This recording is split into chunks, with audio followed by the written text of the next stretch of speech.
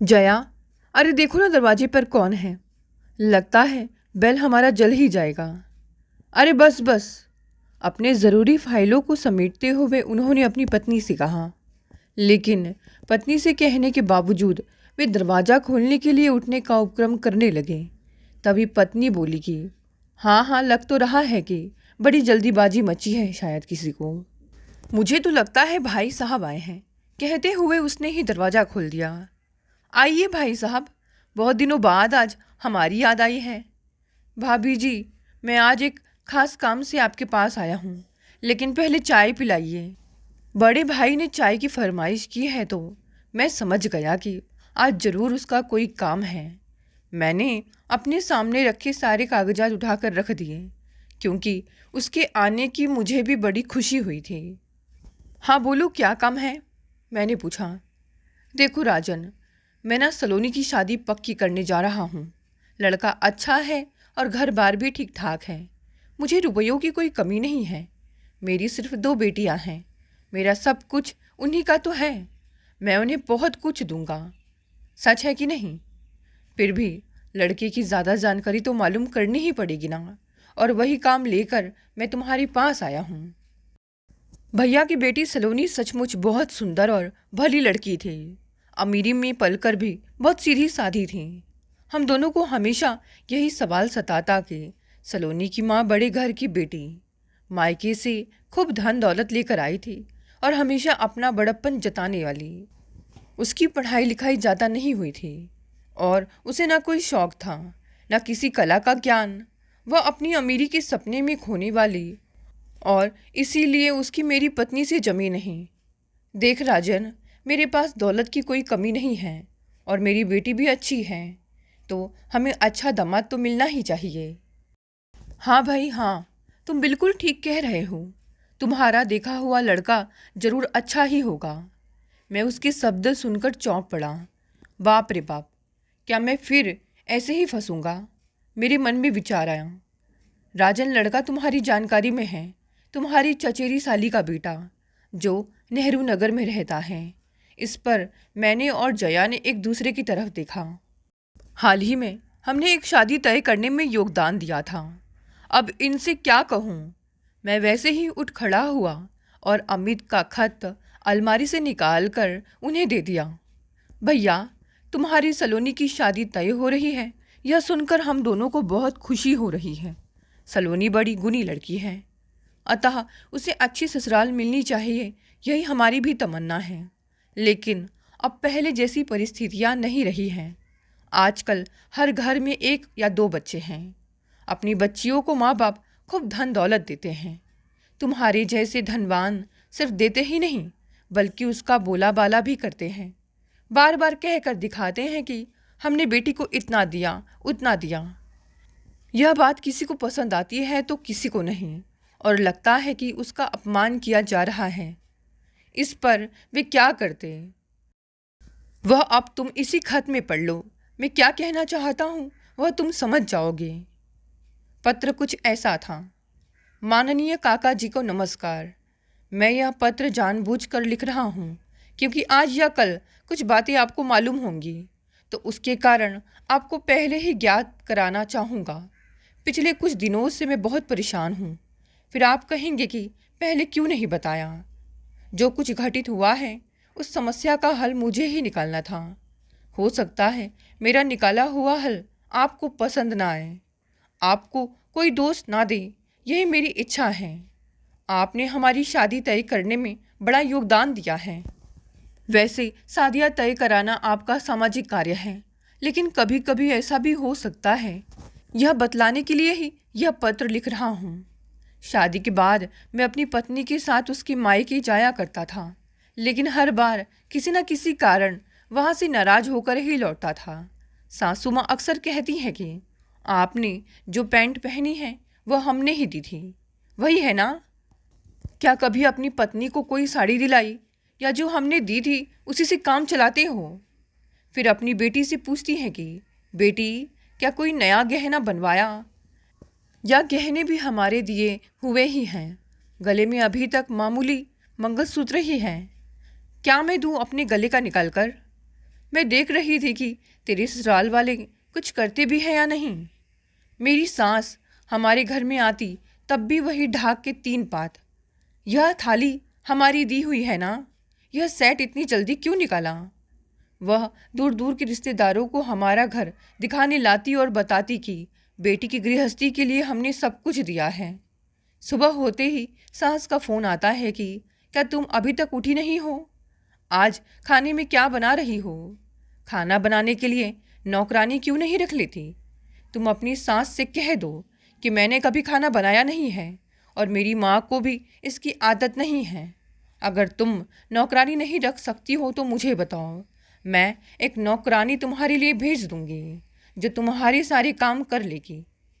हमारी नई नई शादी हुई थी, सो अक्सर फिल्म देखने जाते हैं, तो फिर बाहर होटल में भी खाना खा लेते हैं, तो कभी शॉपिंग के लिए निकल पड़ते हैं। शुरू शुरू में यह बात मुझे चुभी नहीं। मेरे माता पिता भैया भाभी कौन हमें समझाता। माँ तो मेरी बिल्कुल सीधी साधी। उसने देखा कि उसका बेटा यानी मैं तो एकदम सीधा सा था, फिर अपनी बीवी को क्या समझाऊंगा। घर में होने वाली कलह से बचने के लिए उसने मेरी अलग गृहस्थी बसाई। हम दोनों को उस पर बहुत गुस्सा आया, लेकिन इससे मेरी आंखें पूरी तरह खुल गई। सिर्फ मीठी मीठी बातें और अच्छे शानदार कपड़े पहनने से पेट तो नहीं भरता। मेरी पत्नी को तो दाल चावल भी बनाना नहीं आता था। पहले जब मैं ससुराल जाता तो मेरी सास बताती कि यह पूरन पूरी प्रीति ने ही बनाई है, आज का सारा खाना उसी ने ही बनाया है। आपको गुलाब जामुन पसंद है ना, वे भी उसी ने ही बनाए हैं। मेरे घर में माँ और भाभी के होने के कारण मेरी पत्नी को क्या क्या बनाना आता है इसका पता ही नहीं चला।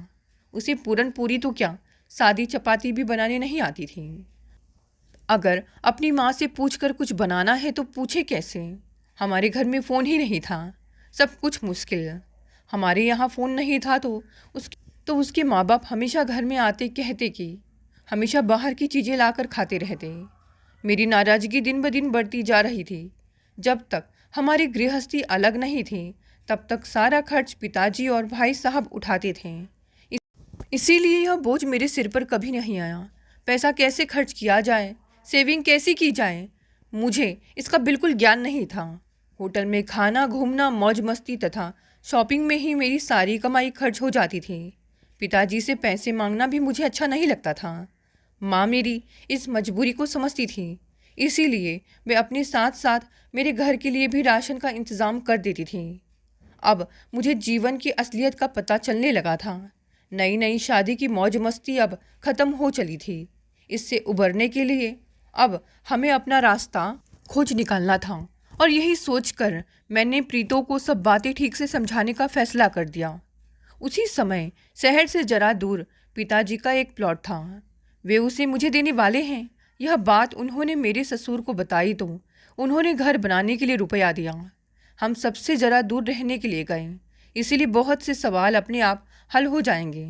अतः बंगला बनने तक मैं खामोश रहा। नए घर में रहने के लिए जाने के बाद मैंने अपनी पत्नी को समझाया कि अब मेरी कमाई में ही सारा घर का खर्च चलाना है। उसने सेविंग शुरू कर दी। हमारा बाहर घूमना फिरना बंद हो गया। शुरुआत में उसे घर के काम करने में बड़ी दिक्कत आती, इसीलिए मैं भी उसे सहायता करता था। धीरे धीरे उसने खाना बनाना सीख लिया। शहर से जरा दूर होने से अब मेरे सास ससुर का आना जाना जरा कम हो गया था, लेकिन सास जब कभी हमारे घर आती तो फिर शुरू हो जाती कि प्रीतो, तुम कैसे अपनी गृहस्थी चलाती हो, तुम्हारे घर में यह चीज़ नहीं है, वह चीज़ नहीं है। इस पर प्रीतो अपनी माँ को जवाब देती कि माँ, तुम्हारी गृहस्थी को कितने साल हो गए, मैं तुम्हारी उम्र की हो जाऊंगी तो मेरे पास भी वे सारी चीज़ें हो जाएंगी। मुझे ना बताकर मेरी सास हमारे लिए कोई चीज़ लेकर आती और कहती कि अमित बेटा, देखो मैं तुम्हारे लिए क्या लाई हूँ, तुम्हारे पास यह चीज़ नहीं थी इसीलिए ले आई, यह इम्पोर्टेड माल है। मुझे तो इंडियन चीज़ें ज़रा भी पसंद नहीं आती। मैं भी नहले पर दहला मारता कि हाँ, लेकिन मुझे भी दूसरों की दी हुई चीज़ें पसंद नहीं आती। मेरी पत्नी ना मुझसे कुछ कह पाती और ना अपनी माँ से, लेकिन मेरी नाराज़गी की वजह अब वह समझने लगी थी। वह अब घर के सारे काम खुद करने लगी और मेरे प्यार के कारण अब उसमें आत्मविश्वास जागने लगा था। अतः अब उसमें धीरे धीरे परिवर्तन होने लगा।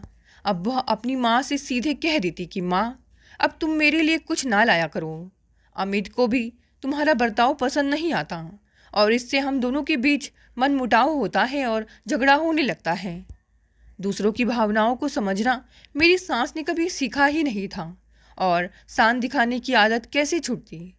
अब मुझे अपनी आमदनी बढ़ाकर इन सब से छुटकारा पाना था। संयोग से मेरी कामना पूरी होने लगी। मैंने एक लघु उद्योग शुरू किया और वह फूलने फलने लगा। अब कमाई बढ़ने लगी, लेकिन यह बात मैंने प्रीतों से छिपाई रखी।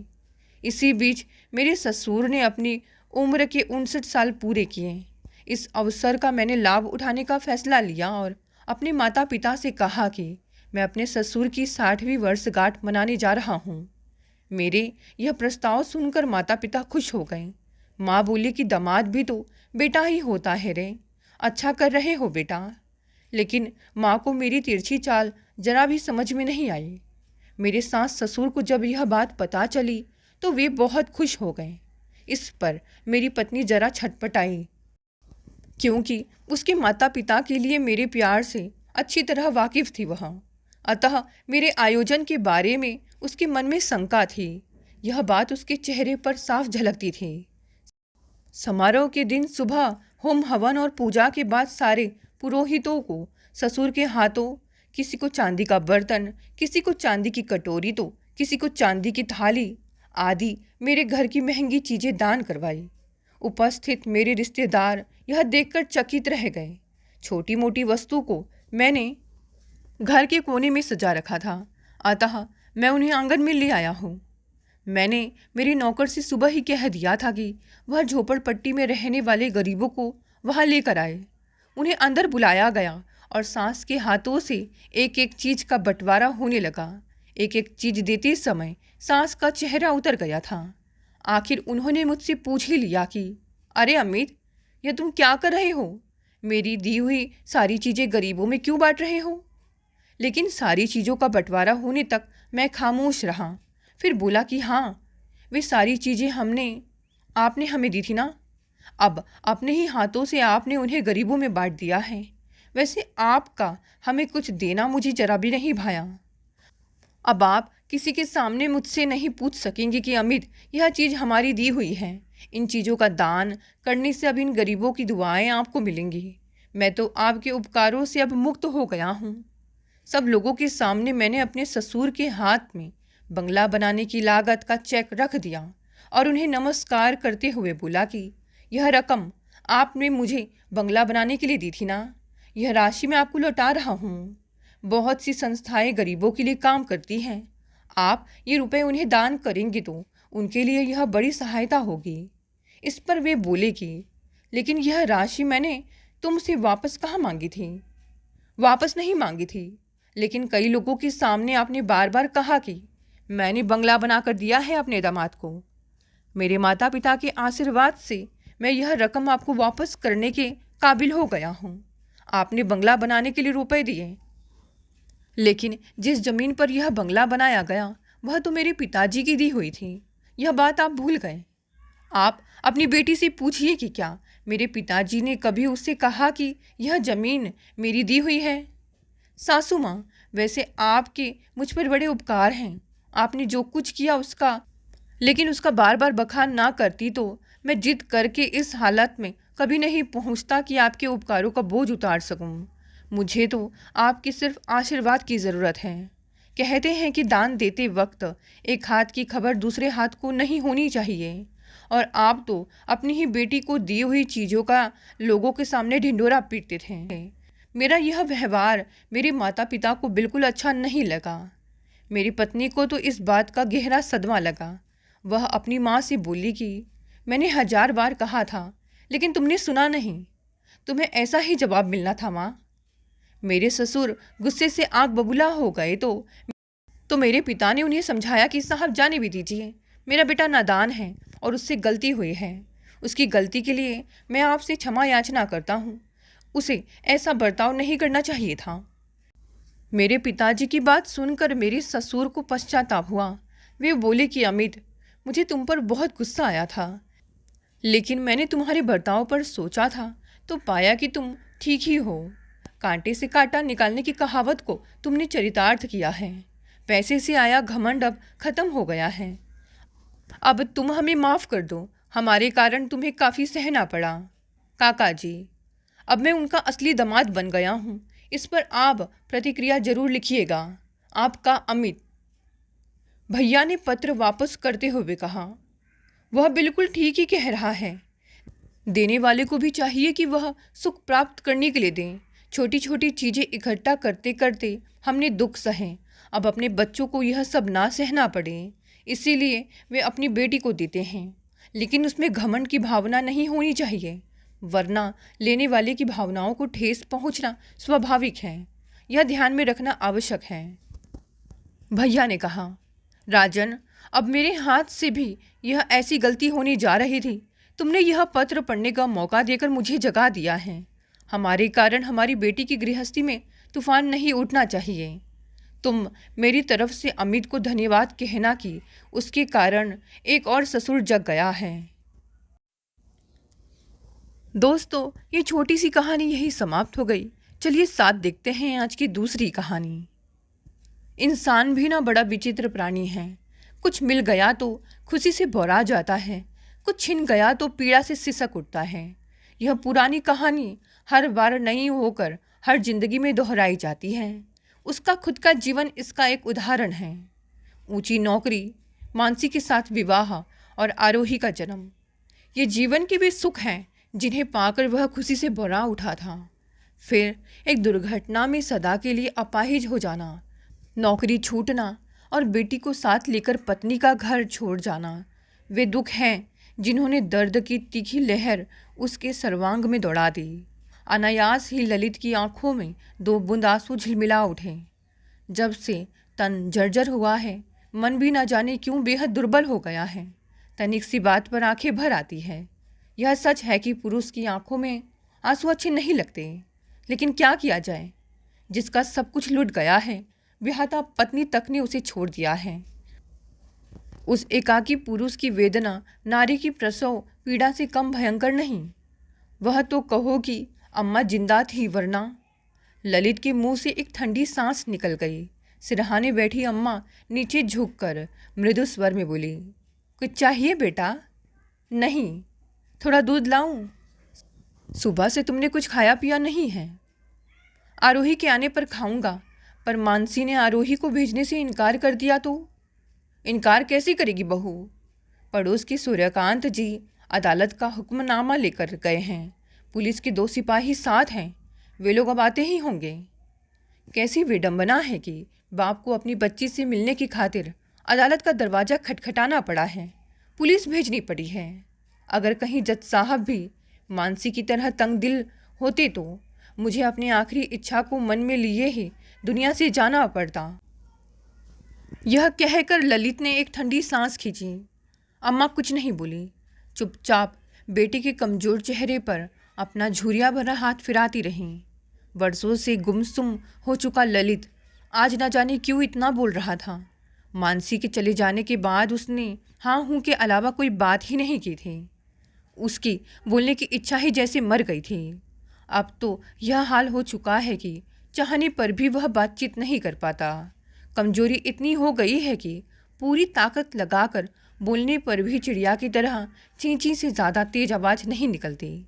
उसको सुनने के लिए अम्मा को झुककर उसके मुंह के पास अपना कान ले जाना पड़ता है। वैसी ही धीमी आवाज़ में वह बोला, बड़ी गलती हो गई अम्मा, जो नाई को बुलवाकर दाढ़ी नहीं बनवा ली। जरूर मेरा चेहरा भयानक लगता होगा। आरोही बच्ची है, देखकर डर जाएगी। लेकिन अब वे लोग आते ही होंगे, नाई को बुलाने का समय नहीं बचा है, अम्मा ने जवाब दिया। ललित ने आंखें मूंद ली। 4 साल पहले देखी बिटिया की छवि याद करने लगा।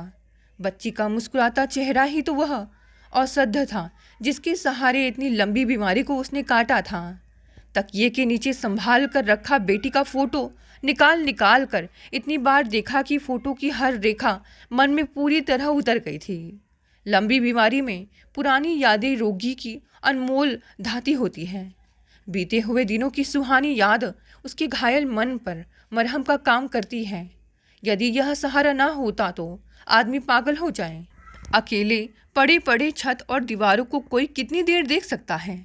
हर सुबह खिड़की से जब धूप का पहला टुकड़ा भीतर घुसता था तो ललित यह कल्पना करता था कि आरोही दबे पांव भीतर घुस रही है। यह कल्पना बड़ी मधुर होती थी, पर कल्पना आखिर कल्पना थी, यथार्थ से उसका क्या संबंध। संयोग से आज जीती जागती आरोही इस कमरे में आएगी, जाड़े की सुहानी धूप की तरह कमरे को उजास में भर देगी। ललित के होठों पर हल्की सी मुस्कान दौड़ गई। तभी अचानक अम्मा उठते हुए बोली, लगता है वे लोग आ गए। फिर वह उठकर दरवाजे ही पर गई। वही उन्होंने सूर्यकांत जी से पूछा, किसी ने इसे भेजने में आनाकानी तो नहीं की ना? सरकारी हुक्म की तौहीन करने की ज़रूरत कौन कर सकता है? लेकिन इतना तय है कि मोहलत सिर्फ 8 घंटे की है। सूर्यकांत जी ने जवाब दिया। 8 घंटे तो बहुत हैं। बाप के तड़पते सीने में इसे देखते ही ठंडक पड़ जाएगी। कहते हुए अम्मा ने 7 साल की पोती को सीने से चिपका लिया और भीगी आंखें पोंछकर उसे साथ लिए भीतर आ गई। आकर देखा कि ललित की दोनों आंखों से आंसुओं की धाराएं बहकर दाढ़ी के जंगल में समा रही हैं।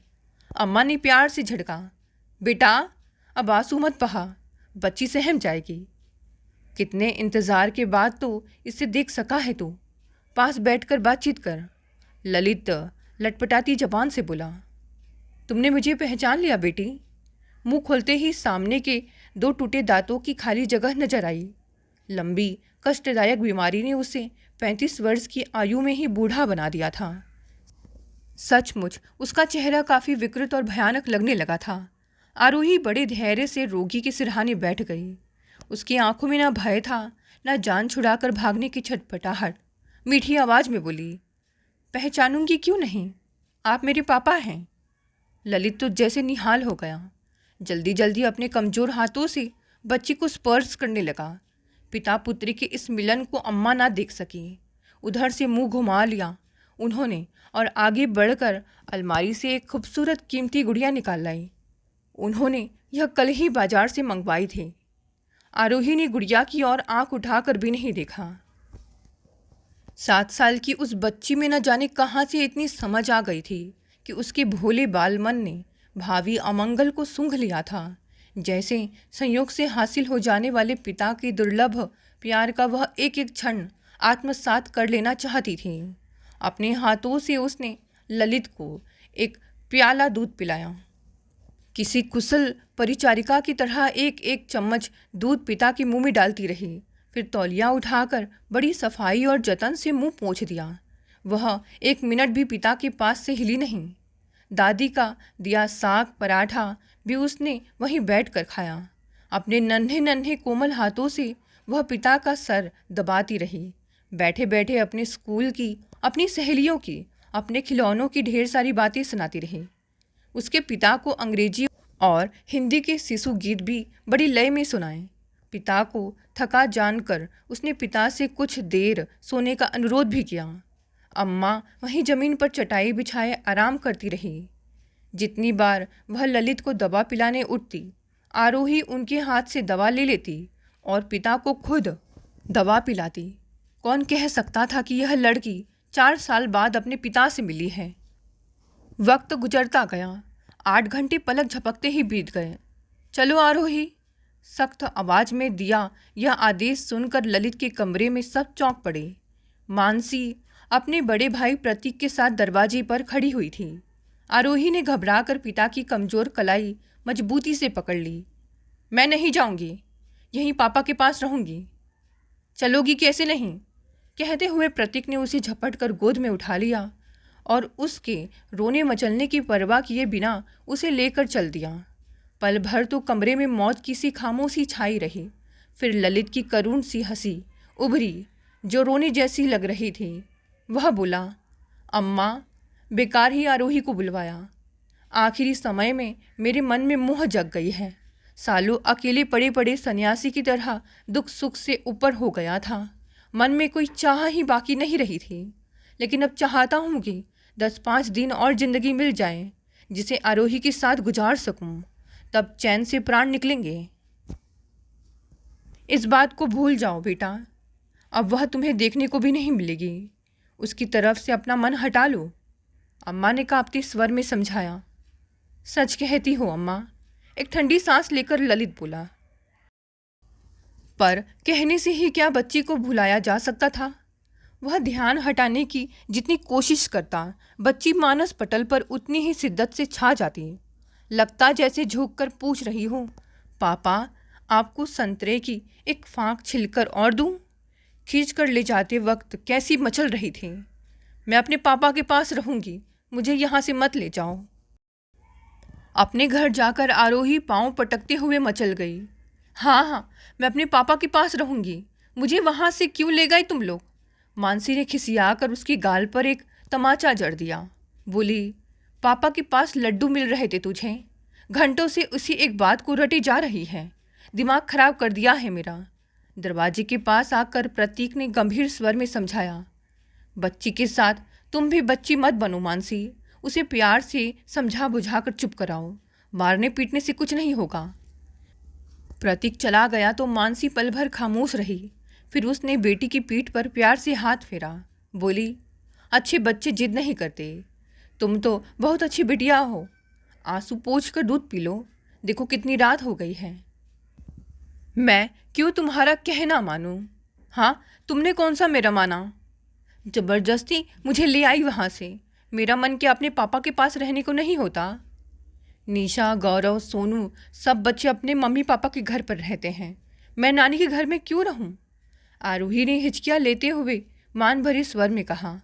मानसी समझ नहीं पा रही थी कि बच्ची को क्या कह कर बहलाए, पर उसे बहलाना जरूरी था।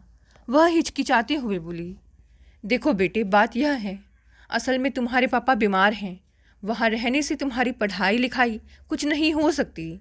उनकी बीमारी कब तक चलेगी इसका कोई ठीक पता नहीं। रात दिन बीमार आदमी के साथ कहाँ तक रहा जा सकता था। हमारी भलाई इसी में थी कि हम यहाँ आ जाते। छी माँ, तुम कितनी गंदी हो, नफरत भरे स्वर में आरोही बोल पड़ी। क्यों? मानसी ने पूछा। गंदी ना होती तो ऐसी बात नहीं सोचती। तुमसे 1000 गुना अच्छी दादी हैं जो बीमार पापा की देखभाल कर रही हैं। मैं अब उन्हीं के पास रहूँगी। तुम इतनी मतलबी हो कि बीमारी में मुझे भी छोड़ सकती हो। दादी कम से कम मुझे छोड़ेंगी तो नहीं? आरोही की आवाज़ में नफरत और डर दोनों थे। मानसी सहम गई। उसे लगा जैसे मासूम बच्ची ने उसे निरावरण कर दिया है। बेटी की परवरिश तो एक बहाना थी, क्या सचमुच अपने स्वार्थ की खातिर वह रोगी पति को नहीं छुड़ाई थी? उसके कानों में 4 वर्ष पहले की वे बातें गूंजने लगी जो माँ और भैया ने उससे कही थी। अभी तो तेरी उम्र ही क्या है, महज 22 साल, न जाने जिंदगी कैसे कटेगी। जीवन भर अपाहिज पड़े रहने से तो मरना भला था। अगर ललित इस दुर्घटना में मर जाता तो उसे भी मुक्ति मिल जाती और घर वाले भी एक बार रो पीट कर सब्र कर लेते। भाई, मरने वाले के साथ मरा तो जाता नहीं है। ललित के लिए तू कहाँ तक खुद को तबाह करेगी? अपना ना सही, अपनी बच्ची की फिक्र कर, उसकी पढ़ाई लिखाई की बात सोच। यहाँ रहकर वही एक बीमारी पुराण चलता रहेगा। 1-2 साल की बात हो तो धीरज से मरीज की सेवा भी की जाए। ललित 4-6 साल भी जी सकता है और 15-20 साल भी। उसकी ज़िंदगी की डोर अगर लंबी खिंच गई तो कहीं की नहीं रहेगी। मानसी के कानों में हर रोज़ यही मंत्र फूके गए थे। उसके स्वार्थ और कर्तव्य भावना में कुछ दिन संघर्ष चला था। आखिर स्वार्थ ही जीता था। पर छोटी सी बच्ची ने आज बता दिया कि दुनिया स्वार्थ से नहीं, त्याग से चलती है। स्वार्थ के वशभूत होकर राम जी को वनवास दिलाने वाली केकई भी क्या बाद में अपने कुकृत्य पर नहीं पछताई थी? मानसी का मन भी उसे धिक्कारने लगा। वह अपराध बोध से भर कर बोली, सचमुच मैंने बहुत बड़ी भूल की है, मुझे माफ़ कर दो बेटी। मैं वादा करती हूँ कि कल सुबह तुझे साथ लेकर पापा के पास चलूँगी और अब हमेशा वहीं रहूँगी। सच कह रही हो माँ? आरोही ने चहक कर पूछा। उसकी आवाज़ में खुशी भी थी और आत्मविश्वास भी। बिल्कुल सच, मानसी ने भर्राए स्वर से उत्तर दिया। माँ के आश्वासन पर आरोही दूध पीकर सो गई। मानसी की आंखों के सामने कभी ललित के विवाह के वक्त का हंसमुख चेहरा घूमता तो कभी दुर्घटना के बाद का मुरझाया चेहरा। वह मुरझाया चेहरा मानसी से बार बार कह रहा था, तुमने मुझसे किस बात का बैर निकाला था प्रिया? जीवन भर साथ निभाने का वादा करके मुझे अकेला छोड़ गई। यही दुर्घटना यदि तुम्हारे साथ घटी होती और मैंने तुम्हें अकेला छोड़ दिया होता तो, तो तुम पर क्या गुजरती? मैं भी इंसान था, मेरे सीने में भी एक धड़कता हुआ दिल था। मुझे अकेला छोड़ते हुए तुम्हें तनिक भी तड़प नहीं हुई? अकेले पड़े पड़े तुम्हें न जाने कितनी आवाज़ें दी मैंने, उनमें से एक भी तुम्हारी कानों में नहीं पड़ी। अपने जीवन के लिए मुझे एक ही उपमा याद आ रही है। पतझड़ की सूनी साख वसंत में जो डाली फूलों से लदी हुई थी, वह पतझड़ में बिल्कुल वीरान पड़ गई। खैर, अकेलेपन से क्या डरना, आदमी अकेला ही दुनिया में आया है और अकेला ही जाएगा। बंधु संबंधी अधिक से अधिक शमशान तक उसका साथ निभा सकते हैं, तुमने वह भी नहीं निभाया। जिंदगी के सफ़र में बीच रास्ते में साथ छोड़ गई। परंतु अब मैं उस मोड़ पर पहुंच गया हूं जहां सारे गिले शिकवे ख़त्म हो जाते हैं। यकीन मानो, मुझे तुमसे कोई शिकायत नहीं है। मानसी की आंखों से आंसू बरसने लगे, हृदय में ग्लानि का ज्वार उमड़ने लगा। उधर रात भी आहिस्ता आहिस्ता ढलने लगी। भोर की पहली किरण के साथ वह उठ खड़ी हुई। किसी को कुछ बताए बिना वह आरोही को साथ लेकर घर से निकल पड़ी। रिक्शा जब ससुराल की गली के मोड़ पर पहुंचा तो सूरज निकल आया था। रिक्शे वाले को पैसे देकर मानसी ने बेटी की उंगली थामी और आगे बढ़ी। तभी दिल को चिरने वाली रुलाई का स्वर कानों से टकराया। आरोही और मानसी दोनों ने अम्मा की आवाज़ पहचान ली। आवाज़ उसी मकान से आ रही थी जहां एक दिन मानसी मांग में सिंदूर सजाए डोली में चढ़कर पहुंची थी। रात को आरोही ने नफरत भरी आवाज़ में कहा था, माँ तुम गंदी हो। मानसी को महसूस हुआ जैसे यही वाक्य हर ओर से उस पर लांछन बनकर बरस रहा है। तुम गंदी हो। हथेलियों से चेहरा ढाँप कर वह रो पड़ी। पर अब इन खारी मोतियों का मोल पहचानने वाला जौहरी अब कहाँ था?